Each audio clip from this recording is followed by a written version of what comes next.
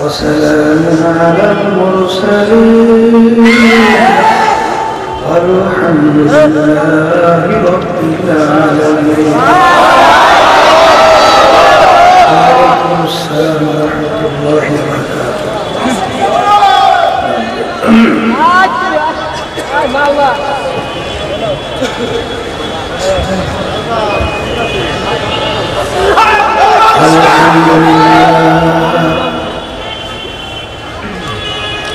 الحمد لله نحمده ونستغفره ونؤمن به ونتوكل عليه ونعوذ بالله من شرور أنفسنا من يهده الله فلا مضل له ومن يضلله فلا هادي له ونشهد أن لا إله إلا الله وحده لا شريك له ونشهد أن محمدا عبده ورسوله. أما بعد فأعوذ بالله من الشيطان الرجيم. بسم الله الرحمن الرحيم. إلا من أتى الله بقلب سليم. صدق الله العلي العظيم. شهدوا الشريف يا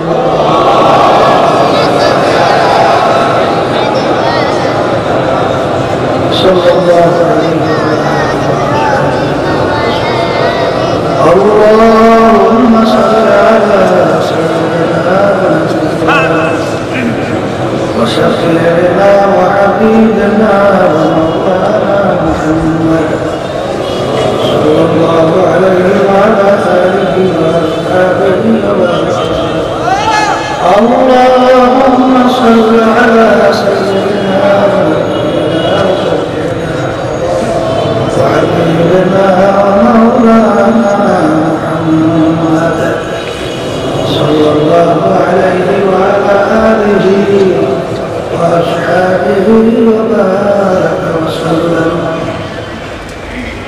শুকরিয়া আদায় করতেছি মহান রব্বুল আলামিনের দরবারে। রব্বুল আলামিন আমাদেরকে ফিতনা ফাসাদের যুগে এত রাত্র পর্যন্ত ঠান্ডার ভিতরে কষ্ট স্বীকার করে দুনিয়ার সমস্ত কাজকর্ম থেকে বিরত রেখে অনেক তলেবে ইলম মজলিসের মধ্যে আছে, অনেক নায়েবে রাসূল আছে, অনেক জাকিরিন জীবনের একটা সময় দিনী মাহফিলে আল্লাহ কাটাবার সুযোগ করে দিলেন। শুকরিয়া করেন সবাই বলে আলহামদুলিল্লাহ। অনেক লোকের কানে মাহফিলের দাওয়াত পৌঁছার পরে অনেকের সুযোগ থাকার সত্ত্বেও তারা মাহফিলে আসে না। আবার তালাশ করে দেখবেন বহু দূর থেকে কষ্ট স্বীকার করে আমার অনেক ভাইরা এই মাহফিলে পাগলের মতো চলে আসছে। মান জাগদা মজাদা যে যে জিনিস পাওয়ার জন্য তালাশ করে ওই জিনিসে পাই যাওয়া যায়। যারা মাহফিলের সুযোগ ছিল ইচ্ছে করে আসতে পারতো, আসে না। কারণ হিসেবে আব্বাজান রহমাতুল্লাহ আলাইহি বলতেন বুঝের অভাব, আর এই বুঝের জন্যই মাহফিলের ব্যবস্থা। যারা মাহফিল আসে না, এক কথায় আপনাদের সামনে আমি কোরআনুল কারীম থেকে আয়াত শরীফ তেলাওয়াত করছি। আয়াতের ভিতরে আল্লাহ বলছেন সুস্থ পলক ছাড়া আমার বেহেশতের জায়গা হবে না। এই কথার দ্বারা আমি মূলত বোঝাতে চাই মানুষের সুরাত আকৃতি হইলেই মানুষ হওয়া যায় না। যদি মানুষের সুরাত আকৃতি হইলেই মানুষ হওয়া যেত, গর্বা সুরাত আদমে ইনসাবুদে আহমদু বুদ জহলে হাম ইকসাবুদে। আল্লাহ রাসূল সাল্লাল্লাহু আলাইহি ওয়াসাল্লামকে দেখতে আবু জাহলকে দেখতে অঙ্গ প্রত্যঙ্গ হাত কান চোখের ভিতরে পুরো পার্থক্য নাই। আল্লাহ রাসূল সাল্লাল্লাহু আলাইহি ওয়াসাল্লামের চক্ষু মোবারক দুইটা, আবু জাহল ওর চক্ষু ছিল দুইটা। পায়ের দিক থেকে সমান, অন্যান্য অঙ্গ প্রত্যঙ্গ সব দিক থেকে সমান। কিন্তু আল্লাহ রাসূলের নাম শুনলে দুরূদ করা ওয়াজিব হয়, আর আবু জাহলের নাম শুনে লানাতুল্লাহি আলাইহি আল্লাহর গজব ওর উপরে পড়ছে, আরো বেশি বেশি করুন। কথা ঠিক আছে? এক শ্রেণী বর্তমানে বাংলাদেশের এক শ্রেণী মাহফিল ফিরে আবার জন্য ভালো, আর এক শ্রেণী দেখবেন মাহফিল করার জন্য, সে ফিরে আবার জন্য পারবো আর যারা করাবার জন্য পারবো। চোখ হাত নাক কান পার্থক্য কোন পার্থক্য আছে? সবই তো এক। তাহলে বোঝা গেল কি জানি আরেকটা পার্থক্য, ওই পার্থক্য হলো কলবের কিসের পার্থক্য? আর এটা যে আমি বলছি তাই না, আল্লাহ রাসূল সাল্লাল্লাহু আলাইহি ওয়াসাল্লাম বলেন মানুষের সুরাত আকৃতি হলে মানুষ হওয়া যায় না। মানুষ কাকে বলে? আলা ইন্না ফিল জাসাদি মুদগাহ ইযা সালুহাত সালুহাল জাসাদু কুল্লুহু ওয়া ইযা ফাসাদাত ফাসাদাল জাসাদু কুল্লুহু আলা ওয়া হিয়াল কলব। আল্লাহ রাসূল সাল্লাল্লাহু আলাইহি ওয়াসাল্লাম বলেন প্রত্যেকটা মানুষের যে একটা গোশতের টুকরা আছে, ওই গোশতের টুকরা যখন ভালো হয়ে যায় এক পর্যায়ে ওই মানুষটা ফেরেশতার চোখে, আর ওই গোশতের টুকরা খারাপ হইতে হইতে এক পর্যায়ে ওই মানুষটা পশুর মতোই না, কুত্তাশিয়ার শুয়োরের চেয়ে খারাপ হয়ে যায়। ওই গোশতের টুকরার নাম হলো কলব। গোশতের টুকরার নাম কি? এক কথায় মনে রাখা লাগবে, যার কলব ভালো সে ভালো মানুষ, আর যার কলব খারাপ সে খারাপ মানুষ। কথা ঠিক কিনা? আর ভালো কলব ছাড়া আল্লাহ রাব্বুল আলামিন তার বেহেশতের জায়গাও কে বলছে?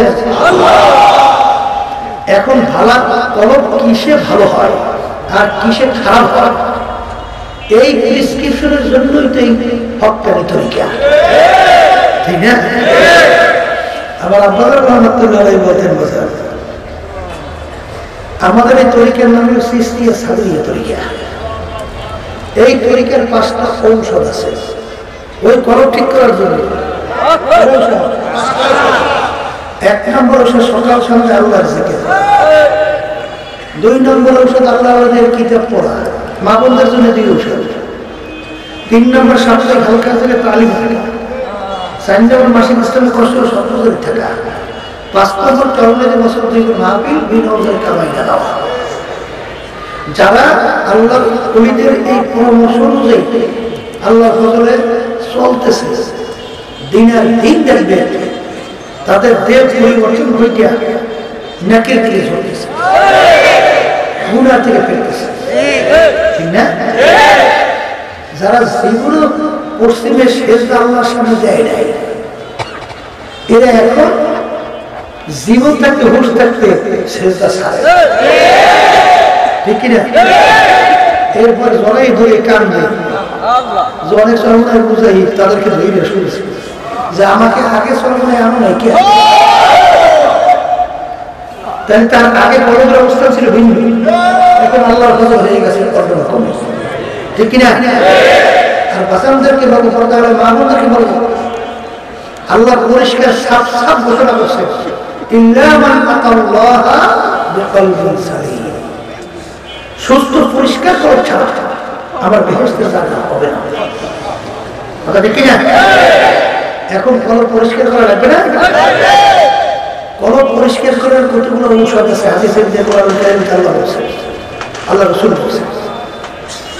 আল্লাহ রাসূল সাল্লাল্লাহু আলাইহি ওয়াসাল্লাম বলেছেন লিকুল্লি শাইইন সাকালা ওয়া সাকালাতুল কুলুবি যিকরুল্লাহ, প্রত্যেকটা জিনিস ময়লা হয়ে গেলে পরিষ্কার করার যন্ত্র হাতিয়ার আছে।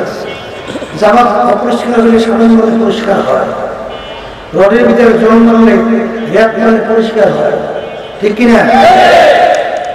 হাদিসের ভিতরে আসলে রাসূল সাল্লাল্লাহু আলাইহি ওয়াসাল্লাম বলেছেন বান্দা বান্দি আমার উম্মতের জন্য একটা গুনাহ করে কলবের ভিতরে একটা কালো দাগ, আবার একটা গুনাহ করে আরেকটা কালো দাগ করে, এরকম গুনাহ করতে করতে কালো দাগ করতে করতে এক পর্যায়ে আল্লাহ রাসূল সাল্লাল্লাহু আলাইহি ওয়াসাল্লাম বলেছেন কলবটা একটা বেরাঙ্গা কলবে পরিণত হয়েছে, কলবটা সুস্থ কলব থাকে না। যেমন একটা উদাহরণ, আপনার জ্বর হইয়া জিহ্বা নষ্ট হয়েছে, এখন জিহ্বায় যা দেয় তাই দিতে থাকে, এরকম ঘটনা ঘটে না? এখন কোরমা পোলাও যত ভালো খাদ্য আপনার সামনে দিলে যখন জিহ্বায় লাগায় পুরো কোরমা পোলাও ভালো লাগে, সব দিতে লাগে। এখন যদি বলে ভাই আমার জন্য কোরমা পোলাও আনছেন, সব দিতে লাগতেছে, বলে ভাই কোরমা পোলাও দোষ না, জ্বর দিয়ে তোমার জিহ্বা নষ্ট হয়েছে, তুমি তাড়াতাড়ি ডাক্তারের কাছে নিয়ে যাও, চিকিৎসা করো।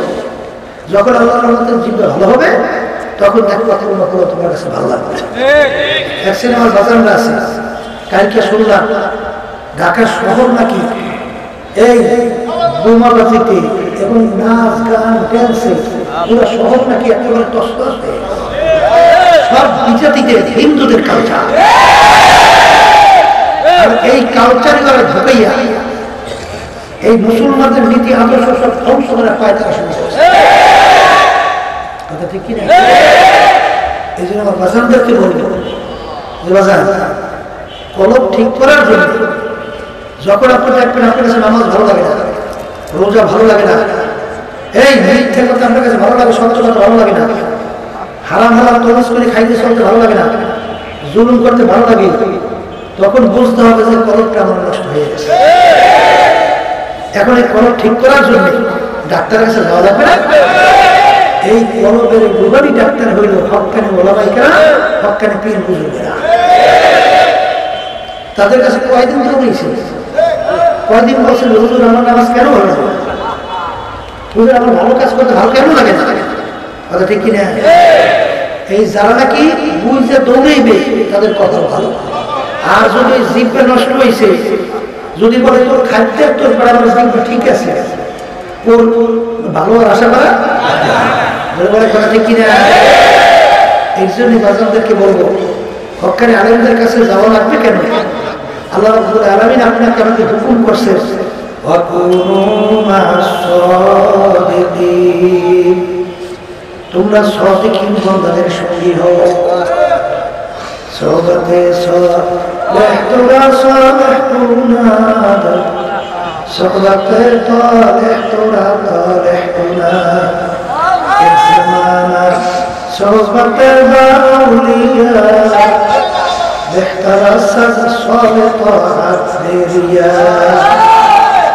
সৎসঙ্গে সর্ববাস, অসৎসঙ্গে সর্বনাশ।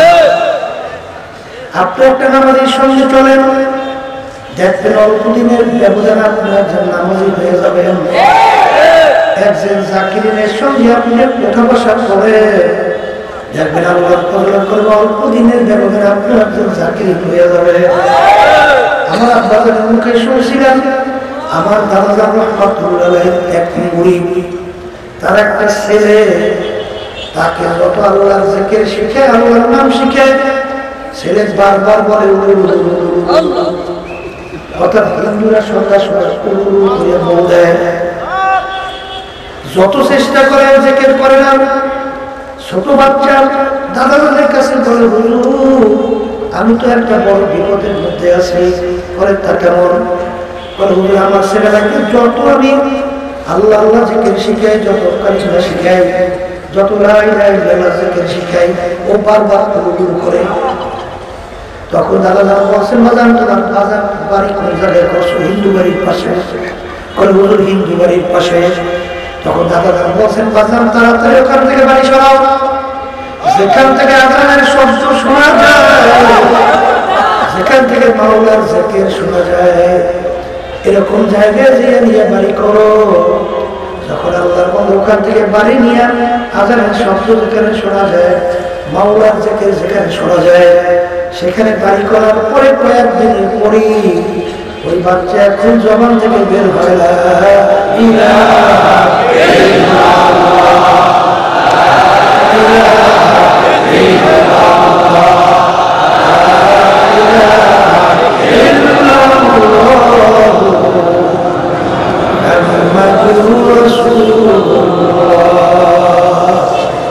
এই যে আমার ভাইদেরকে বলো, পর্দার বোনদেরকে বলো যে আল্লাহর ওলিদের হক্কানি ওলামায়ে কিরামদের পরামর্শ অনুযায়ী আপনার আমার চলা লাগবে। কথা ঠিক কি না? বাজার যদি আপনি হক্কানি আলেমদের কাছে পরামর্শ না নেন, ভালো করে মন কি বুঝুন, মন আমার মাওলার কালাম তো সত্য কালাম না, কালামের ভিতরে কোনো ভুল আছে? 1500 বছর হয়ে গেল, এত স্তরের শত্রু দুনিয়া থেকে বিদায় হয়ে গেল, আজ পর্যন্ত কোরআনুল কারীমের ভিতরে কেউ কিন্তু ভুল বের করতে পারে নাই। যদি না পাইলে থাকে, এখনো কোরআনুল কারীম আমাদের মাঝে আছে না? বাজার কালাম কোরআনুল কারীম সত্য, তাহলে এই আয়াতও সত্য।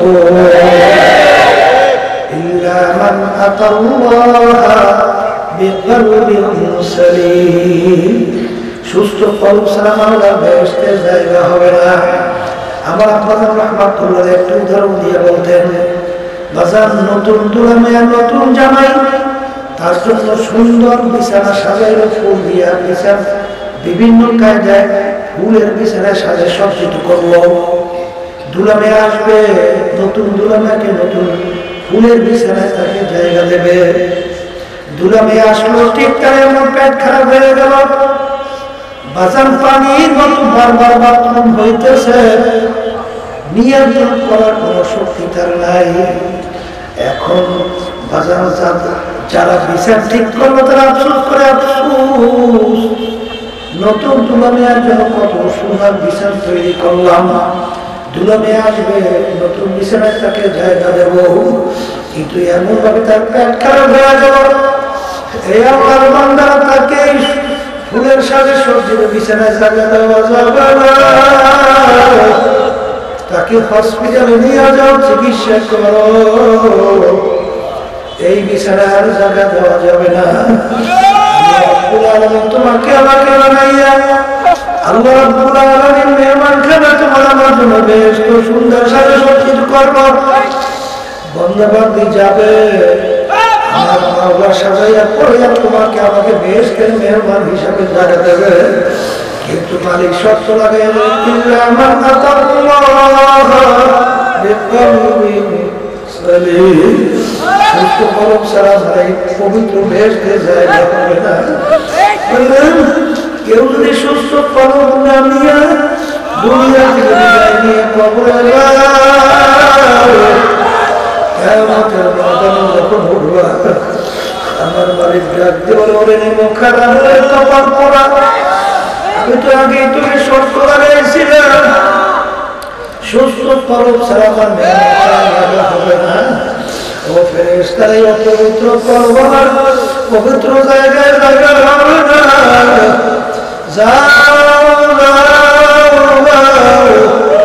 ওদের জন্য চিকিৎসার ব্যবস্থা রাখছি আমি হসপিটাল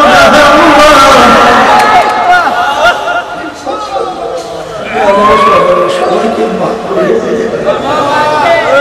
হসপিটালের ভিতরে ওই হসপিটালের ভিতরে নিয়ে ওদেরকে চিকিৎসা করো একক নামাজ আর ইচ্ছা করিয়া ছাইয়া অর্থাৎ একক নামাজ পড়বে আলিশানি করিয়া করতে নামাজ দিয়ে অন্যতে কাজা করিয়া পড়লো এই অর্থ নামাজের জন্য কমপক্ষে জাহান্নামের হসপিটালে তোমাকে চিকিৎসার জন্য আগুনে জল লাগবে 2 কোটি 88 লক্ষ বছর একটা কবিরা গুনার জন্য কমপক্ষে 7000 বছর জাহান্নামের হসপিটালে আগুনে জল লাগবে মুসলমান যারা ইমান আনছো আল্লাহকে বিশ্বাস করো মাথায় কিন্তু আমার কথাটা নবীর কথা না আল্লাহ হাবিব তার পবিত্র জবান থেকে শুনাইছেন আমরা শুধুমাত্র নকল করি এই জন্য বাবাই কেরাম দেখবেন আমা আলাইনা ইল্লাল বালাগ আমাদের দায়িত্ব তোমাদের কাছে পৌঁছাইয়া দেওয়া মানো বা না মানো ওটা বলবো আমি আমার মাওলার সঙ্গে এই জন্য আমার বাচ্চাদেরকে বলবো আল্লাহ হাবিব সাল্লাল্লাহু আলাইহি ওয়াসাল্লাম আর অল্প বয়সে দাড়ি মোবারক পাইকা সাদা হয়ে গেল পিঠ মোবারক বুজু হয়ে গেল চুল মোবারক পাইকে গেল সাহাবায়ে কেরাম বলেন ইয়া রাসূলুল্লাহ ইয়া হাবিবাল্লাহ এত অল্প বয়সে আপনার দাড়ি মোবারক কেন পাইকে গেল আপনার পিঠ মোবারক কেন বুজা হয়ে গেল আল্লাহ হাবিব বলল আমার সাহাবারা আমি রাসূলরা দেখি তোমরা তো দেখো আমি রাসূলরা জানি তোমরা তো জানো না কোরআন কারীমের ভিতরে আমার মাওলা বেনামাজি যারা ঠিকমতো নামাজ পড়ে না বেরোজগার যারা ঠিকমতো রোজা রাখে না বেপর্দা যারা নাকি আল্লাহর হুকুম পর্দা ফরজ ঠিকমতো চলে না হারামখোর ঘুষখোর সুদখোর জুলুমবাজ মিথ্যাবাজ রাসূলুল্লাহর তরিকার উপরে চলে না ধনী হয়ে ঠিকমতো হজ যাকাত আদায় করে না এদের জন্য আমার মাওলা জাহান্নামে যে আযাবের ঘোষণা দিয়েছেন ওই এক শ্রেণীর আযাব সহ্য করার শক্তি দুনিয়ার কোনো মানুষের না আমি রাসূল আমার উম্মতের চিন্তা আমি রাসূলের বাড়ি পাইকে গেল চুল পাইকে গেল আমার পিঠ বুঝা হয়ে গেল আমার উম্মত কিভাবে জাহান্নামের আগুনে এই চিন্তা আমি রাসূলের বাড়ি পাইকে গেল আমি রাসূলের পিঠ মোবারক বুঝা হয়ে গেল আমার চুল মোবারক পাইকে গেল ও কবরের যাত্রীরা ও আমার মুসলমান বাজাররা পর্দারে আমার মা বোনেরা আল্লাহ রাসূল কিবলা নিজের চিন্তা চুল পাকেরা দাড়িও পাকেরা তার পিঠ মোবারক বুঝা হয় না তোমার আমার চিন্তা আপনারা দাড়ি মোবারক পাইকে গেল পিঠ মোবারক বুঝা হয় না চুল পাইকে গেল তোমার আমার কিন্তু চিন্তা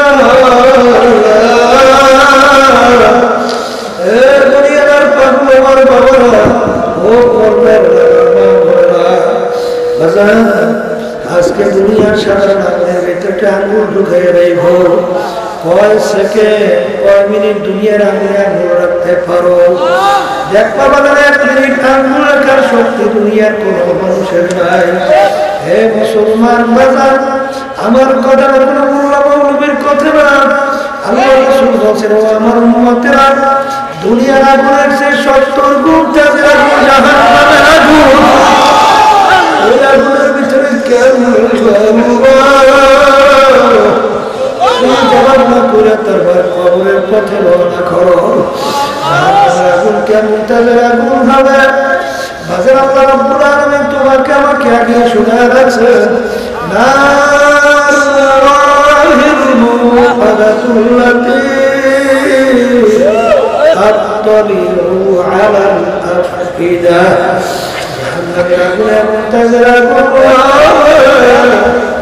শরীরে যে কোনো জায়গা লাগার সঙ্গে সঙ্গে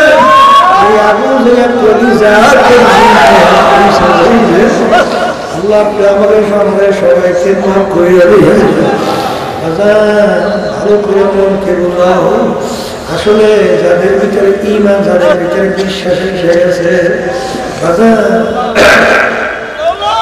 গুনার কথা মনে কইরা, জাহান্নামের আযাব ও গজবের কথা খেয়াল কইরা, বাজারের ব্যাপারে আল্লাহ রাব্বুল আলামিন কুরআনুল কারীমের ভিতরে বলে, তাকশাইরু মিনহু জুলুদুল লাযীনা ইয়াখশাউনা রাব্বাহুম সুম্মা তালিনু জুলুদুহুম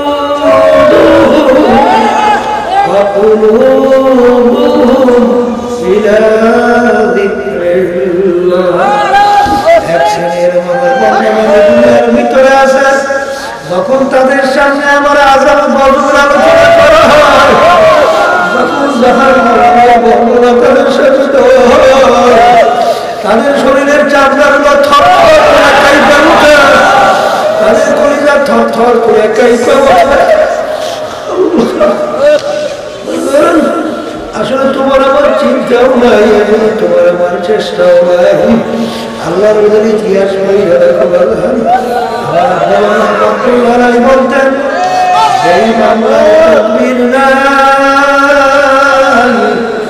সেই মামলারও কিন্তু খালাস নাই। এই দুনিয়াদার পাগল আমার বাজাররা, দুনিয়ার কেসের ভিতরে পড়লে তকবির না করলে সেই কেসের ভালো ফলাফল আশা করা যায় না। এই দুনিয়াদার পাগল আমার বাজাররা, ছাত্রছাত্রীরা কষ্ট করে পড়াশোনা না করলে পরীক্ষায় পাস করার আশা করা যায় না। এরকম দুনিয়ার ব্যবসায় সরব না গেলে ওই ব্যবসায় ভালো ফলাফল আশা করা যায় না। আরে দুনিয়াদার পাগল আমার বাজাররা, আখিরাতের মামলার ব্যাপারে যদি দুনিয়া থাকা অবস্থায় তকবির না করো, ওই মামলাও কিন্তু খালাসের আশা করা যায় না।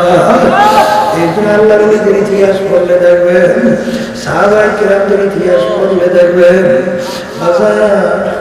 আমার আব্বাজানের মুখে শুনছি, আমার দাদাজানের কথা বলছি, আমার দাদাজান রহমাতুল্লাহ আলাইহি ইন্তেকালের আগে চোখের উপরে বসে হাসির কবরস্থান তাকাইয়া গোলাপানের মাথা ও করে চিল্লাইয়া কাঁদতে, আর দুই চোখ দিয়া বাইয়া বাইয়া পানি পড়ে, আর মাওলার দিকে ফিরে ফিরে দেবতাকে ভাইয়া মাওলার দরবারে ডাক দেয়,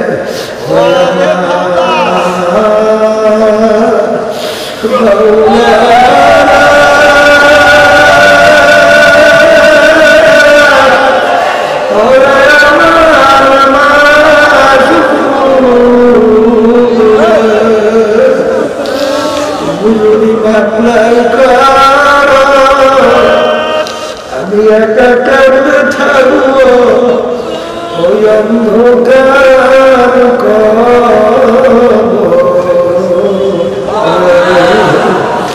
সেই মামলার তকদির, ওই মামলারও কিন্তু খালাস নাই। এ দুনিয়ার পাগল আমার বাবারা, গুনাহ করতে করতে করতে করতে এখন দেহটা তোমার রোগাগ্রস্ত হয়ে গেছে। এখন জাহান্নামের আলোচনা তোমার কাছে ভালো লাগে না, এখন আযাব গজবের কথা শুনলে তোমার ভয় আসে না। কারণ তোমার দেহটার মধ্যে হয়ে গেছে। এই জন্য বাজানদেরকে বলবো, বাজান মন কি বুঝলে মন দুনিয়ার যে কোনো কাজে 5 বার ঠকলে আবার চেষ্টা করে জিহ্বার আশা করা যায়, কিন্তু বাজারে একবার যদি কেউ কবরে যাইয়া ঠকবা দ্বিতীয়বার দুনিয়াতে এসে আপনি করিয়া জিহ্বার কিন্তু আশা لا يغرنك تقلب الذين كفروا في البلاد متاع قليل ثم مأواهم جهنم وبئس المهاد। আল্লাহ রাব্বুল আলামিন তার বান্দা বান্দীদেরকে লক্ষ্য করে বলতেছেন, হে আমার বান্দা বান্দিয়া, দুনিয়াটার দিন শান শওকত, ওদের ক্ষমতা, ওদের টাকা পয়সার গরম, ওদের জুলুম, ওদের বিভিন্ন শান শওকত সাজসজ্জা দেখে তোমরা যেন ধোকার ভিতরে না পড়ো। আর ওদের এই শান শওকত, ওদের এই আনন্দ ফুর্তি অল্প কয়েকদিনের জন্য, এরপর ওদের জন্য আমি ব্যবস্থা রাখলাম জাহান্নাম। এই জন্য বাজারদেরকে বলবো, বাজার পর্দায় মা বোনেরা মন কি বুঝলে মন নাই, আল্লাহু আল্লাহ। যেই মামলার তদবির নাই সেই মামলার খালাস নাই। যখন তুমি বলবা আমার কাছে আল্লাহর হুকুম নবীর তরিকা অনুযায়ী চলতে কেন ভালো লাগে না, তখন তুমি বলবা তোমার কলম নষ্ট হয়ে গেছে। আর এই কলম ভালো করার জন্য, ঠিক করার জন্য হক্কানি আলেমদের কাছে দৌড়াও। কারণ বাজার হক্কানি আলেমদের কাছে যখন যাবা তখন তোমাকে বলবে, বাজার তুমি এই নিয়মে চলতে থাকো, আল্লাহর ফজল অল্প দিনের ব্যবধানে তোমার একটা পরিবর্তন আল্লাহ দান করবে। দেখা যাচ্ছে চলমনের তরিকের ভিতরে আমার মাওলাই এমন এক বরকত রাখছে, সময়ের ভিতরে আল্লাহর ফজল করবে আজান তার একটা দিলের পরিবর্তন হইটা নেকের দিকে তার দিল ঝোঁকে, গুনার দিকে ফেরে। আগে চোখে পানি ছিল না, এখন আটকাইও পানি রাখতে পারে। আগে দেড়টা ছিল পাথরের মতো শক্ত, এখন দেড়টা হয়ে গেছে বাচ্চার মতো নরম, ভেলভার ভেলভার করে কাঁদতে আর চোখের বাড়ি এমন এক মূল্যবান সম্পদ, আমার মালিক কিন্তু বন্ধবান চোখের বাড়ি সহ্য করতে পারে না।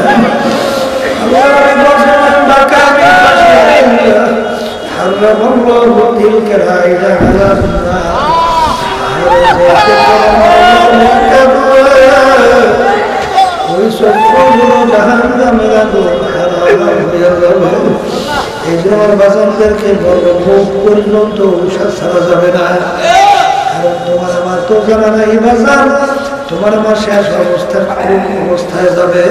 হাদিসের ভিতরে আছে, যার শেষ হবে কলেমা ফালা খারাপ জান্নাত, যার শেষ অবস্থা কলেমার ভিতরে ঈমান সহকারে যাবে, তার জায়গা আল্লাহ বেহেশত ঠিকানা বলে দেবে। আল্লাহ আমার জন্য আমার সবার জন্য কবুল করে না। Allah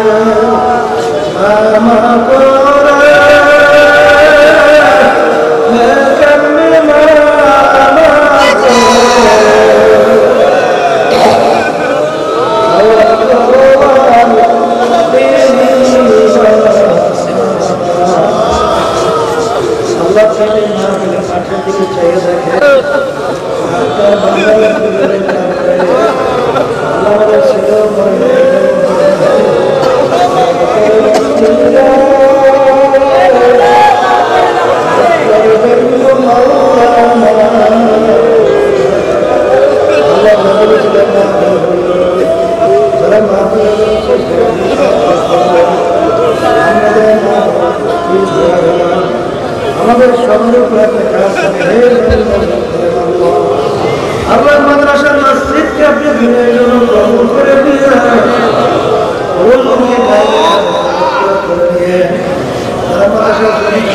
সহযোগিতা করে সবাইকে দুনিয়া মার কাছে সন্তানের ব্যবস্থা করে দেন। আমাদের আম্মা আব্বা আত্মীয় সকল জেলার কবর শুরু হয়েছে, সবার কবরকে বেহেশতে বাসা বানায় দেন।